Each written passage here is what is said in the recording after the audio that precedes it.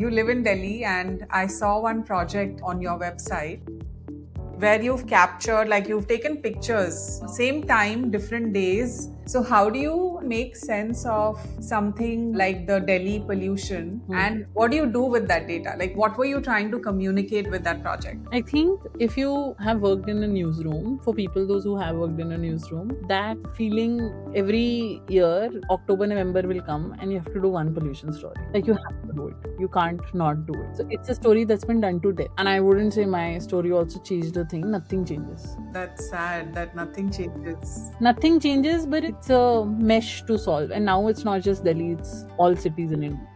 It's everywhere. And because we failed to fix it for Delhi, now it's everywhere. It's a much deeper systemic problem. So when you're living in that scenario, I think you need that reminder, right? And you try for all these different kinds of reminders, something like this. So it becomes much more important to think of creative ways to stirring this in people's minds. And the idea of actually putting a camera at the rooftop was my then editor's, Simon Scars. And I was based in Singapore at that time. We worked with the Delhi bureau to try and make sure that they could place this camera. And actually, it's pretty cool that they made a room for the camera so that it was protected by shade, etc. He used plywood and he made a temporary structure, placed a hole in that temporary structure. He created that structure to first create that.